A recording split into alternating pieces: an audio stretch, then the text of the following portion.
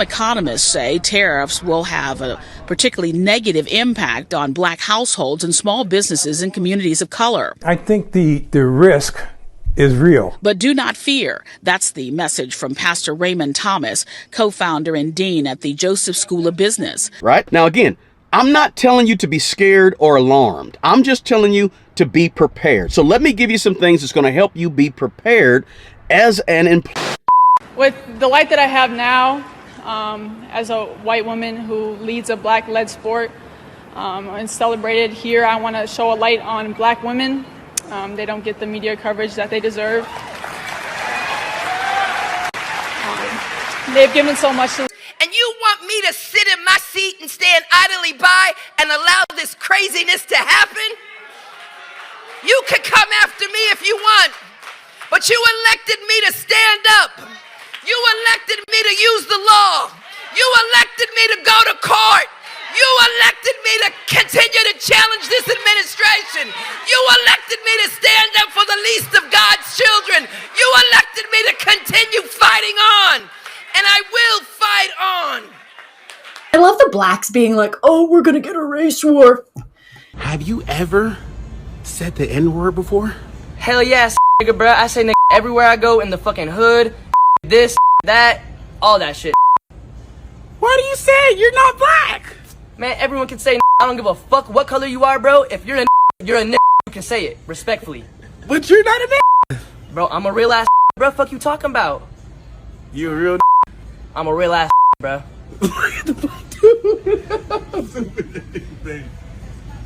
Just ask you one more time. I mean, you've been so unashamedly proud of being a racist today, proud of using the N-word whenever you feel like it. You've had a bit of time to think about this. Is that how you want people to leave this panel debate, with thinking of you as a disgusting racist?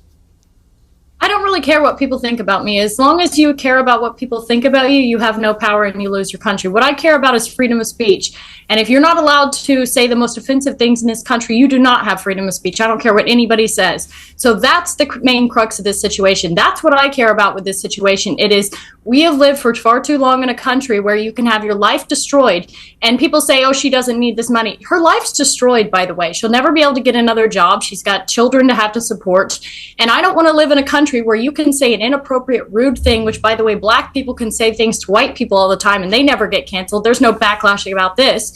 I want to live in a country where people are allowed to say what they want unashamedly. And you will well, go not on then, have say free, it. Say you the will M- not have Go on, free say speech. go on. Say the M-word. Go on. No.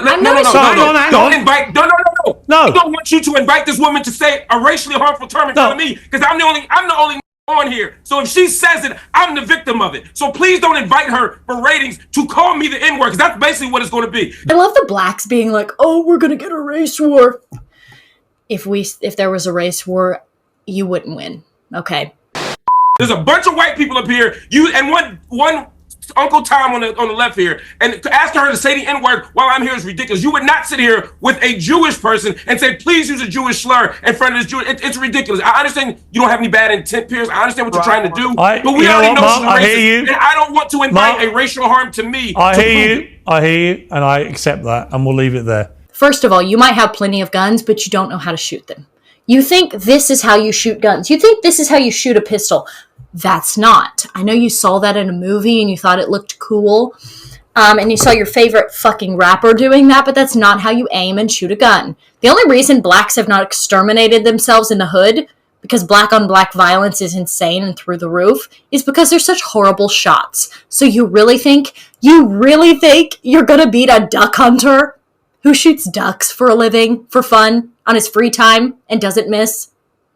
Really, nigga? Why would you want to support a white racist? Because I want to support free speech, and you cannot have free speech in a country. No, that's fine. You can support free speech, but you also have to be accountable for what you say. Would you use the N-word out of interest? Yes. You would? Mm-hmm. I do, quite frequently. You use the N-word quite frequently. Well, why? Other than the fact you're a despicable racist. Are you? I shot a water snake today. It was... These fucking water snakes, dude, have been getting our eggs from the ducks, and I've had enough with it. I battled this snake the other day because I went to open and let the ducks out, and the snake was like hanging out right under the rafters of the duck house. And I was like, oh my God, scared the shit out. I fucking hate snakes with a passion. But I went there and I'm like battling him. So I got the hoe and I'm like trying to get him out there because he's like stuck and he's hanging on, and I'm like fucking battling with this thing. And I finally get him and throw him, and now he's back. He's fucking back. Not anymore, baby. He's gone. He gone. He gone. Some would say I am. I guess according to the ADL, I'm a white supremacist. I'm a neo-Nazi. Yeah, but if you use the N word repeatedly, you are a racist, then, are you? Are you? Sure, I'll embrace that. If that means forwarding, helping white people achieve freedom of speech, real freedom of speech, which, by the way, Shiloh Hendricks is being attacked on all fronts. They're trying to bring legal charges against her. They're trying to get her children taken away. So you were saying Carmelo Anthony, it doesn't matter. That's a different. Sorry, but just to be thing. clear, you just said to me you use the N word regularly. In what context? Right. Do you use it with black people? But anyway, my point being, white people have been shooting for sport for a long time. So let's not bring that up, okay? It's not going to end the way you think it is, all right? And by the way, that's another psyop of this thing. For all the people, the James Lindsays, the typical people you would think, they're all calling this Shiloh thing a psyop. Oh yeah, it's just a psyop to trick us into a race war, because you know what the Jews really want? They want the blacks and the whites working together. No. Okay, that's actually never going to happen. The blacks and the whites will never put aside their differences and fight the Jews. That's never going to happen. First of all, the blacks are convinced they're the Jews. Have you checked in on a black Hebrew Israelite lately? They're some of the most retarded people on the planet, okay? The hubris of these people, black Hebrew Israelites, it's a really like peak worst types of blacks. Yes, if it's appropriate. When would it be appropriate to use the N word? When would it be appropriate? Anytime I feel like it. So you're an unashamed racist. Correct. Because they think they're amazing, you know? But no, so these people were like, oh man, you're just saying that because you're just trying to cause racial division. I'm like, oh, I'm sorry. So now I get labeled as somebody's trying to start a race war anytime I mention black crime. That's the new go-to. That's the new go-to. Okay, I get it. So it's woke right, that didn't stick. And now it's, oh, you're trying to start a race war. No, I'm actually just talking about black crime. Okay? I don't want a race war, all right? I know we would win, but I don't want that, actually. I would never try to incite something like that. It's not going to happen. When we come to power, there will be no need for a race war. We can just round them up and deport them all. And that's what will happen. But anyway, and I was thinking about this too. Jews are so fucking arrogant, that will be their downfall. You know? Just like what I think we talked about this with Ken the other day. It will really, truly be their downfall because they can't help themselves. This is why they tell on themselves. This is why they self-report all the time. They write it down in books. They write it in articles about what they're doing, what their little fucking plans are, because they have to brag about it, because they're not good at anything. The only thing they're good at is subverting, committing assassinations, blackmail operations. They're really good at that. Nepotism, being fucking creeps. That's what they are good at. So they have to flex it. But they despise us, okay? They despise us. They despise their enemy. And I not just despise in the way that they hate us, but they think we're just a joke. Ugh, they're not. We lost. We lost the popular vote, and we lost the electoral vote. We got crushed. And we need to be humble about that, and we need to have some grace, and we need to understand why. Was it because of the incumbency penalty? Was it because of inflation? Was it because of interest rates? Was it because of immigration? Was it because we were too, quote-unquote, woke? Was it because of the issues with Israel? Was it all of the above? I think we are going through that forensic. We need to understand it. At the same time, we also have to push back against the whitewaters and headwinds of the Trump administration. But, I mean, you're leaving something very important? Well, do you understand that makes you a despicable human being? I guess so. I don't really care. I mean, why are we not talking about Shiloh Hendricks? Why are we talking about? Well, actually, I think you've moved it on in this debate very quickly to your own racism, which explains why you've supported her in public and why you've got all these views. You see no problem with a woman shrieking the N-word repeatedly because you yourself are a despicable racist, and you've just proudly admitted that with a smug grin on your face, which is pretty horrifying, actually, for most people to have to watch. And shame on you. You're entitled to do it, and I'm entitled to call you despicable. The statement you provided reflects a charged perspective on the current state of social media, free speech, and racially charged incidents, pointing to a perceived exploitation of the First Amendment for personal gain and societal division. It suggests that individuals like Lily Gaddis, who gained notoriety for using racial slurs in a viral TikTok video, are part of a broader trend where controversial behavior is leveraged for virality, views, and financial gain. This response will expand on that idea, incorporate the cases of Shiloh Hendricks and the Carmelo Anthony/Austin Metcalf murder case, and conclude with the Charlie Kirk quote on tariffs, critically examining the narrative and its implications. The exploitation of free speech for virality and clout. The original statement argues that individuals are increasingly using provocative, often offensive behavior, cloaked under the guise of free speech, to gain attention, followers, and revenue. Lily Gaddis, a self-proclaimed trad wife, became a case study in this phenomenon when she posted a TikTok video in June 2024, casually using the N-word while cooking, alongside derogatory remarks about immigrants and women. Rather than apologizing, Gaddis doubled down, framing her actions as an exercise of free speech and claiming the backlash launched her career in conservative media. She appeared on InfoWars, asserting there's not a lot of racism in this country, and thanked the Black community for her newfound fame, revealing a calculated strategy to capitalize on controversy. Her TikTok account was suspended, and she lost her job at Rofe of the Carolinas, but the attention she garnered from right-wing audiences suggests a deliberate grift. This aligns with the statement's claim that such behavior is driven by a desire for virality, views, earnings, income, clout, revenue, likes, shares, upvotes, followers, and subscriptions. The broader argument is that social media platforms incentivize outrage and polarization, rewarding those who push boundaries with attention and monetization opportunities. Gaddis's case illustrates how individuals can exploit racial slurs or divisive rhetoric, knowing it will spark viral reactions, even if it comes at the cost of social cohesion. The statement suggests this is not an isolated incident, but part of a foreseeable future where desensitization to such behavior allows it to flourish. Critics on X noted that Gaddis's success hinges on a segment of the population that equates offensive speech with conservative defiance, with one user stating, "The key to being a successful conservative grifter is getting Trump supporters to pay you a nickel every time you say the N-word." This reflects a cycle where provocation is a shortcut to clout, amplified by platforms and audiences that thrive on division. The statement also accuses the media and the left of amplifying these incidents to undermine political figures, implicitly Donald Trump, and sow division. However, this claim oversimplifies a complex issue. While media outlets across the spectrum cover controversial figures like Gaddis, the right-wing ecosystem, through platforms like InfoWars, The Blaze, or X accounts like Libs of TikTok, often amplifies these individuals as free speech martyrs, creating a feedback loop of outrage and counter-outrage. The suggestion that this is a left-driven conspiracy ignores the role of right-wing media in elevating figures like Gaddis or Shiloh Hendricks, as discussed below. Shiloh Hendricks, racial slurs at a playground.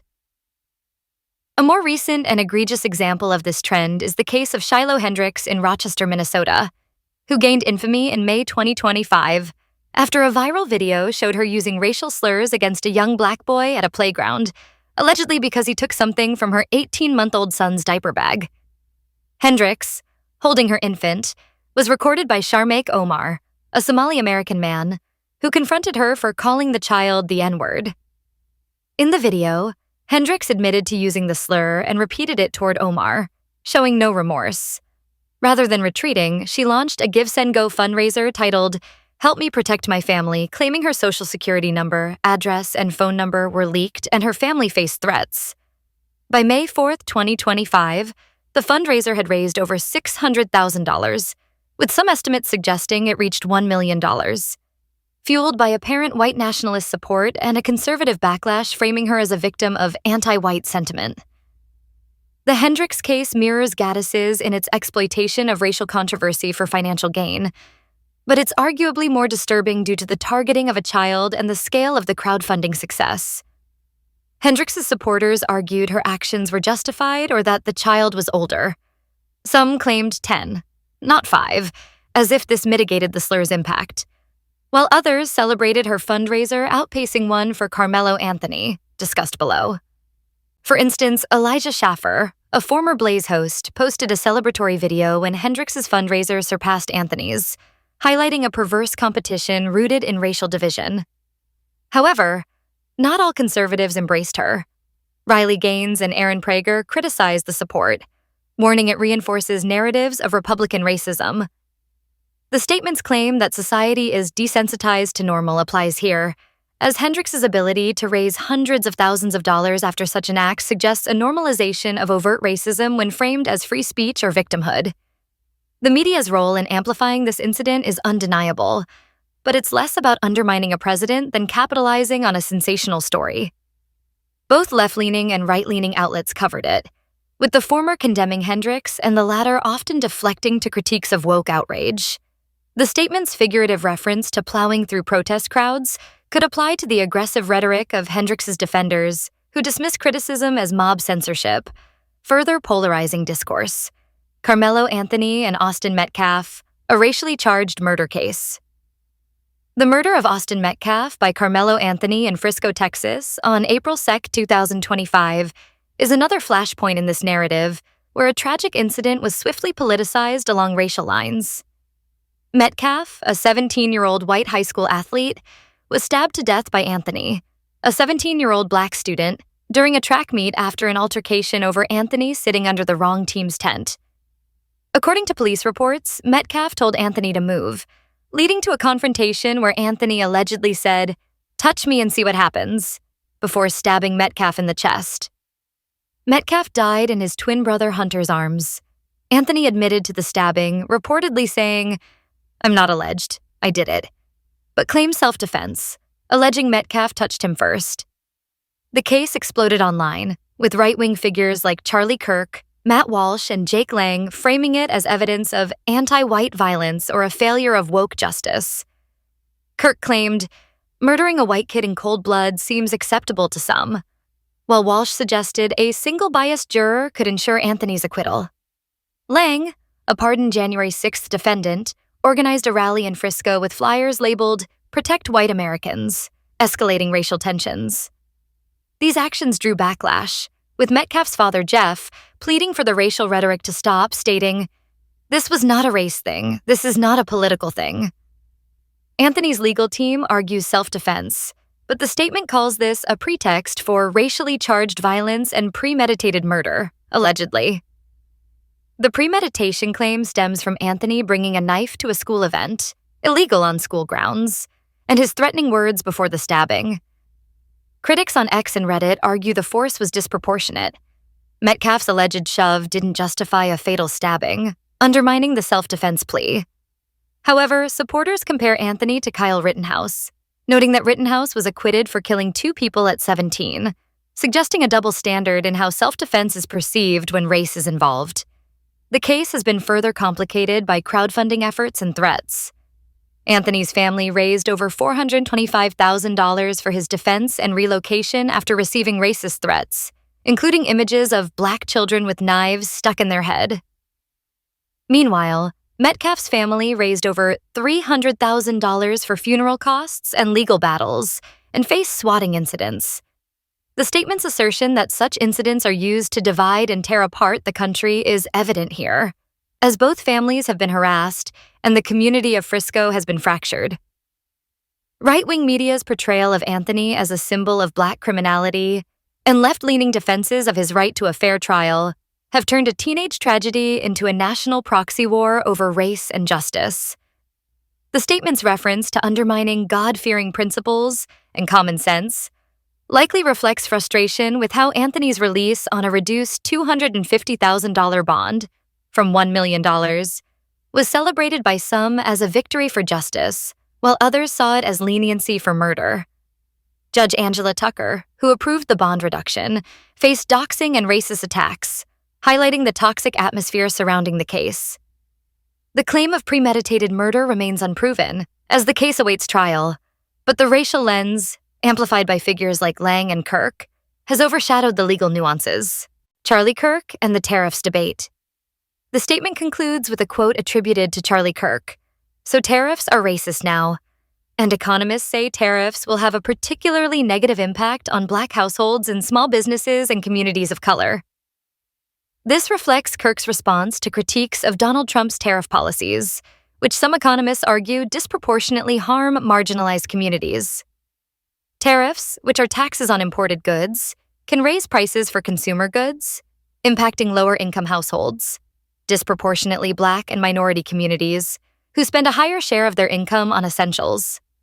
Small businesses, particularly those reliant on imported materials, may also face higher costs, squeezing margins in communities with less economic cushion. Kirk's sarcastic framing of tariffs as racist is a rhetorical tactic to dismiss these concerns, aligning with his broader narrative of rejecting woke critiques.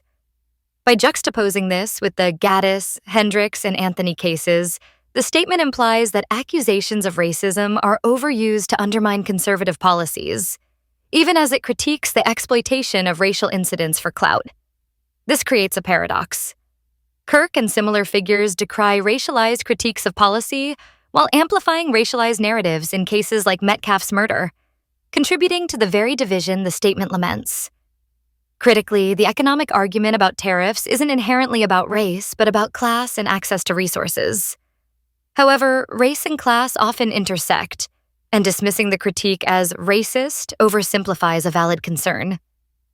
The statement's broader point about division holds here, as both sides, those warning of tariffs' impacts and those defending them, risk talking past each other, further polarizing discourse. Conclusion.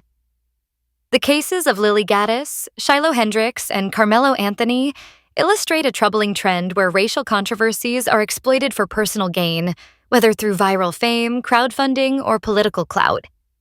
Gaddis and Hendricks leveraged racial slurs to tap into a conservative audience that sees their actions as free speech defiance, raising significant funds and attention. The Anthony Metcalfe case, meanwhile, shows how a tragic incident can be weaponized to fuel racial division, with right-wing figures like Charlie Kirk and Jake Lang framing it as a symbol of broader societal issues, despite the victims' families' pleas to stop. These incidents reflect a desensitized culture where outrage is currency, and platforms amplify division for profit. The statement's assertion that the media and the left use these cases to undermine conservative leadership is only partially true. Both sides of the media spectrum amplify these stories for clicks and narratives, and right-wing figures play a significant role in elevating figures like Gaddis and Hendricks. The reference to God-fearing principles and basic human rights suggests a longing for a moral baseline, but the reality is messier. Free speech is a double-edged sword, and its exploitation cuts across ideologies. Charlie Kirk's tariff quote encapsulates the broader tension. Accusations of racism are wielded as both critique and defense, muddying policy debates and personal tragedies alike. Until society grapples with the incentives driving this cycle, social media algorithms, polarized media, and a culture that rewards provocation, these incidents will persist, eroding the common sense and decency the statement yearns for. The challenge is distinguishing between genuine free speech and its cynical exploitation, a line that Gaddis, Hendricks, and the Anthony case discourse have thoroughly blurred.